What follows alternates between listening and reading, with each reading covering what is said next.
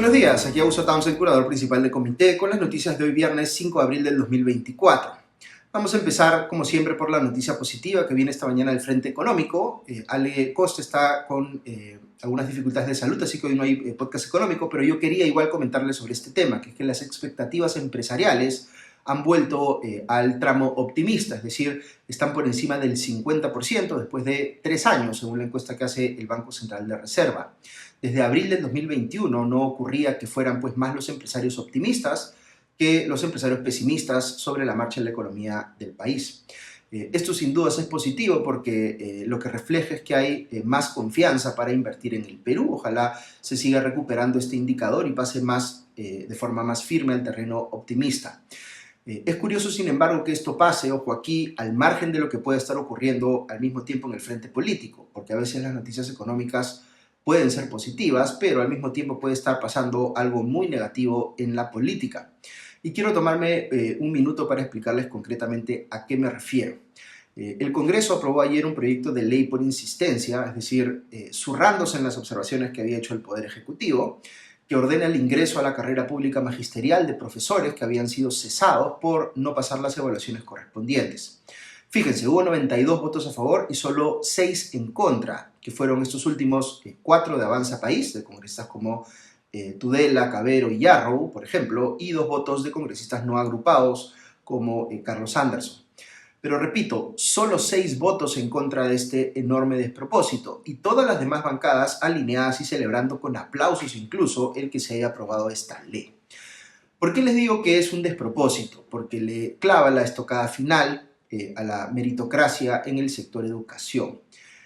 Porque básicamente les está diciendo a los niños y niñas del país y a los padres de familia que no importa que sus profesores no puedan pasar siquiera una evaluación que acredite que están capacitados para enseñar, que eso no interesa porque lo único relevante para la abrumadora mayoría de partidos políticos representados en el actual Congreso son los votos de esos miles de docentes no calificados que van a volver a enseñar, no por sus méritos, sino por una cuestión de pura conveniencia política de quienes les están haciendo de manera absolutamente injusta e inmerecida este favor. Quiero aprovechar este caso para explicarles por qué se dice que la economía peruana es, en muchos sentidos, una economía mercantilista gracias a sus políticos.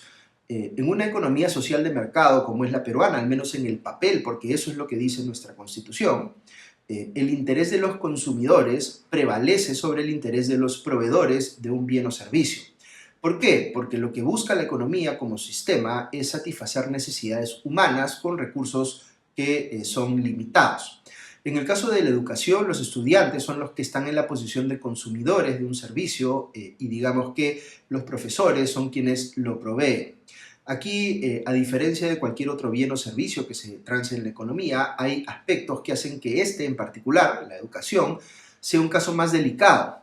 En primer lugar, porque quien recibe el servicio es menor de edad, si nos referimos a la educación primaria y secundaria, y no puede juzgar por sí mismo si lo que está recibiendo es una estafa o no. Y los resultados de haber sido estafados se van a manifestar no en el cortísimo plazo, sino en el mediano y largo plazos. En segundo lugar, porque la educación no es solo un servicio, sino que es un derecho fundamental según nuestra Constitución.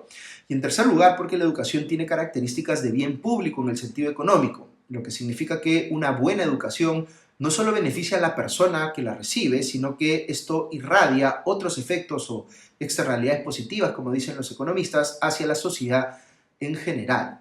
Por ende, hay razones absolutamente obvias y fundamentales, diría yo, para afirmar que cuando hablamos de la educación en particular, es clarísimo que el interés del estudiante debe prevalecer sobre cualquier otro interés.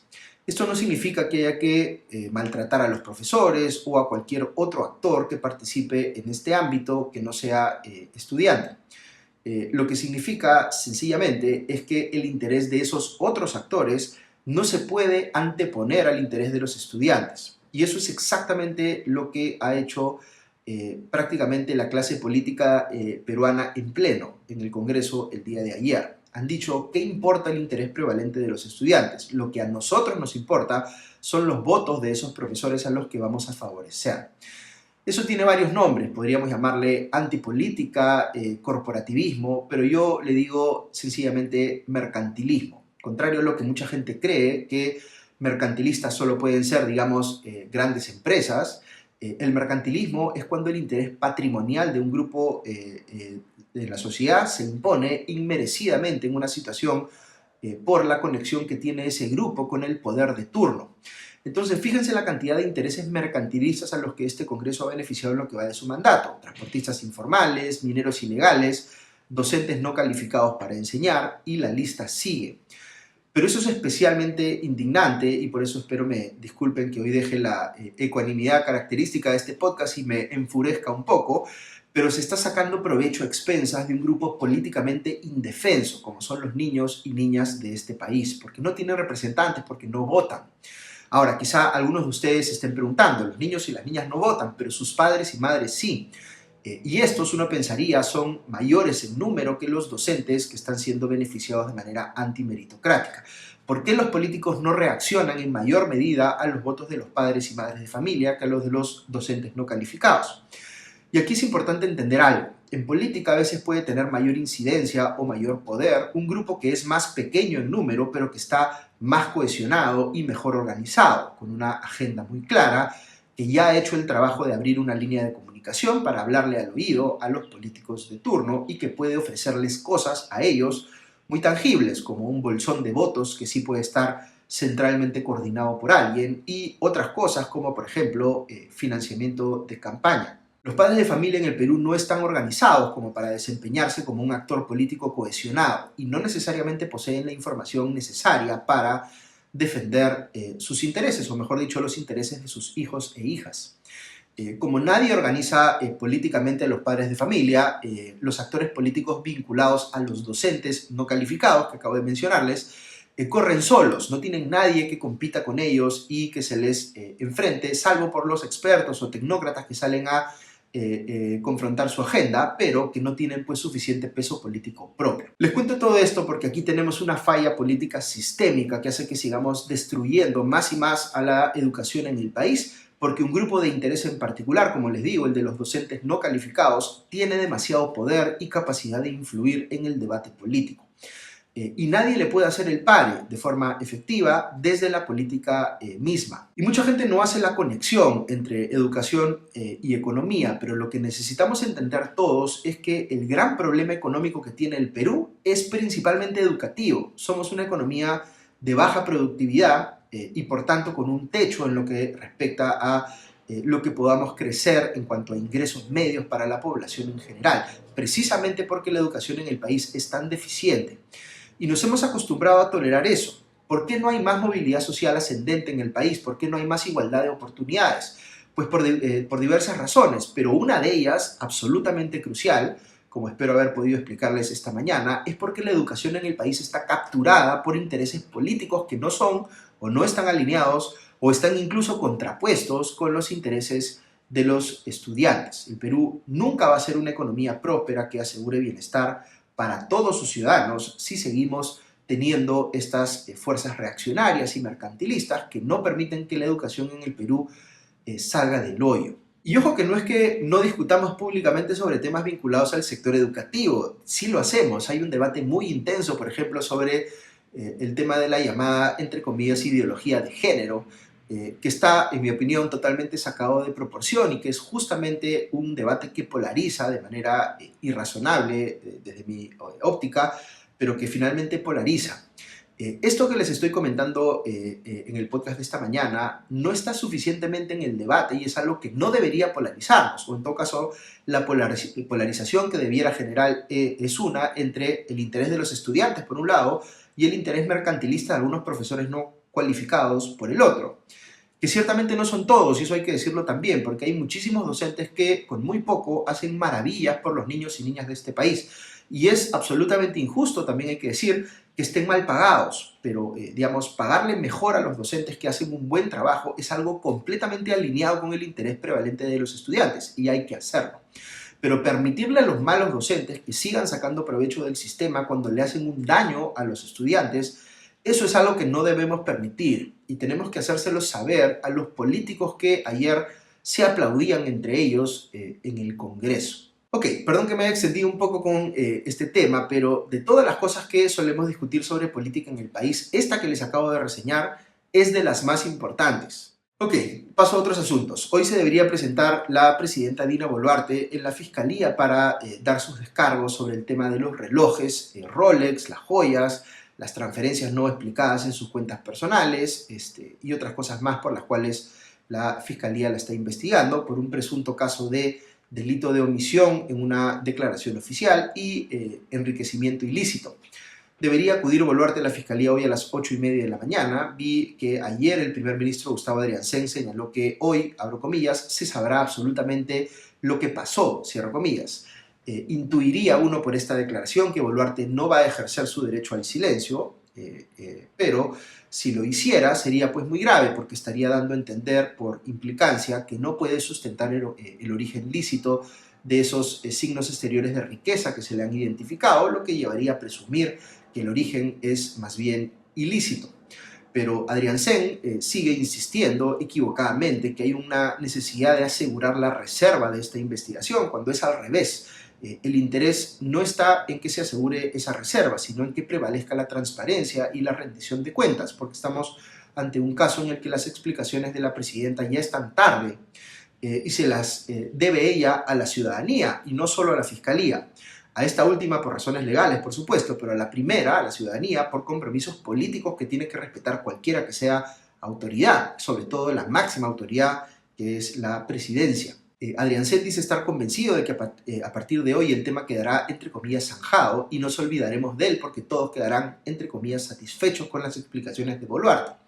Mientras tanto, el abogado de la presidenta, Joseph Campos, salió a decir, según cita El Comercio, que si los relojes que se le ha visto lucir a Boluarte han sido regalos, entre comillas, por amor o por cualquier tipo de muestra de aprecio, no se trata de enriquecimiento ilícito, sino de enriquecimiento lícito.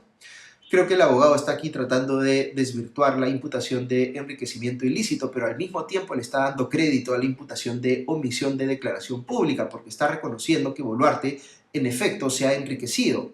Literalmente lo está diciendo, y eso no ha estado reflejado, pues, fehacientemente en sus declaraciones públicas de bienes y rentas. Salvo que vaya ahora a decir, como yo les anticipaba ayer, digamos, se ha enriquecido o no se ha enriquecido porque esos relojes y demás bienes no le fueron transferidos en propiedad, sino que se los prestaron y que ya los devolvió o que está en proceso de hacerlo. Pero una vez más se aprecia aquí cómo los abogados no piensan necesariamente como políticos, porque es políticamente muy delicado que Joseph Campos diga que, siendo presidenta, lo que ha pasado con Dina Boluarte es que se ha, entre comillas, enriquecido, porque la gente no es tonta y es más o menos obvio que los regalos o las atenciones especiales que se les da a las personas que están en posiciones de mucho poder, en la abrumadora mayoría de casos, responden pues a una agenda oculta de alguien que quiere congraciarse con esa persona o con ese poder para luego cobrarle un favor de vuelta. Y en el caso de la especulación que se está haciendo de que fue el gobernador regional de Ayacucho, Wilfredo Oscorima, el que le dio un Rolex supuestamente de regalo a Boluarte, lo que hay que considerar es que el gobierno de Boluarte le aumentó en más de 150 millones de soles el presupuesto al gobierno regional de Ayacucho. Y es muy fácil presumir, por tanto, que este pudo haber sido el favor de vuelta. Ahora, recordarán ustedes que ayer le tocaba ir a la fiscalía a Oscorima justamente. ¿Y qué creen que hizo este último? Pues decidió guardar silencio. Su abogado, Humberto Abanto, victimizó a Oscorima y dijo que la fiscalía estaba utilizando un, entre comillas, mecanismo perverso para llevar al gobernador regional de Ayacucho a que se incrimine y así termine metido pues, en la investigación contra Boluarte.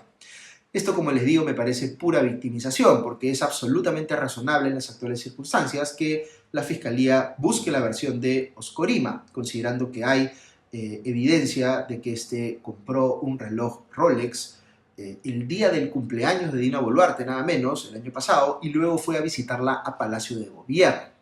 También dijo Abanto que su cliente Oscorima no le ha confirmado si le regaló o no el reloj a Boluarte, cosa que es bien difícil de creer, que no lo hayan conversado. Y añadió que, abro comillas, hay que curar el mal nacional de la envidia, cierro comillas. Es decir, el problema aquí, según Abanto, no es que pueda haber habido un intercambio de favores o de regalos en función del cual Oscorima le daba joyas a Boluarte y ésta le entregaba a cambio más presupuesto para su región, sino que todo se restringe, según Abanto, a un caso de, entre comillas, envidia hacia Oscorima y hacia el, entre comillas, enriquecimiento lícito de Dina Boluarte, como dice el abogado de esta última. Afortunadamente, Oscorima es un político tan acaudalado, como reconoce el propio Abanto, que puede pagar por sus servicios legales, que no deben ser muy baratos. En fin, Oscorima dice que recién el 10 de abril va a exhibir ante la Fiscalía sus relojes y se retiró ayer de la sede del Ministerio Público entre abucheos. Ahora, hay que recordar que en paralelo quien estaba dando sus descargos para la Fiscalía era el gobernador regional del Cusco, Werner Salcedo, y este ha dicho que Oscorima le entregó un reloj Rolex porque lo vio, entre comillas, con la muñeca vacía. Añadió Salcedo, abro comillas, ha sido un error mío haber accedido a ponerme en la muñeca un reloj del gobernador Oscorima, pido las disculpas a la población, cierro comillas. Si uno toma, por un lado, la admisión del propio Salcedo respecto de lo que hizo Oscorima y luego cruza esto con la información de la compra de un Rolex el día mismo del cumpleaños de Dina Boluarte, justo antes de visitarla, Oscorima, pues es bastante razonable especular que Oscorima hizo lo mismo con la presidenta, seguramente porque también le vio, entre comillas, con la muñeca vacía. Así se le veía a Boluarte cuando estaba en campaña, pero ya como presidenta ha sido casi imposible verla sin lucir un reloj, una pulsera, un collar o alguna otra joya ostentosa, gracias pues a su situación de, vuelvo a repetir o a citar a su abogado, enriquecimiento lícito. Veremos qué es lo que dice Boluarte ahora en su citación fiscal. Estoy viendo también que se está convocando para hoy algunas marchas de protesta contra ella por estos temas de algunos colectivos sindicales y políticos, aunque también se convocan marchas contra el Congreso por el tema de los docentes que les comenté al inicio. Es importante mencionar también que los dos pedidos de vacancia presidencial que se formularon contra Boluarte en las últimas semanas se han caído porque, como les anticipé, no alcanzaron los votos para ser admitidos a trámite. Una de estas mociones obtuvo 33 votos y la otra 32, que era de apenas la mitad, digamos, o poco más de la mitad de lo que se necesitaba para admitirlas a trámite. En fin, veo otro caso importante en Latina que involucra al ministro de Interior que acaba de ser elegido. Digamos, evidencia el canal que tiene un juicio por colusión agravada y también tiene investigaciones fiscales por delitos contra la administración pública, cohecho y abuso de autoridad. ¿Habrá estado consciente de todo esto Gustavo Adriancén cuando aceptó que formara parte de su gabinete? Pues veremos qué más se conoce o se revela sobre estos casos en las siguientes horas. Muy bien, eso es todo por hoy. Que tengan un buen día y un buen fin de semana. Como les comenté, hoy no tenemos podcast económico porque Ale está un poco complicada de salud, pero ya regresamos el lunes con normalidad. Que tengan un buen fin de semana y ya nos escuchamos pronto. Adiós.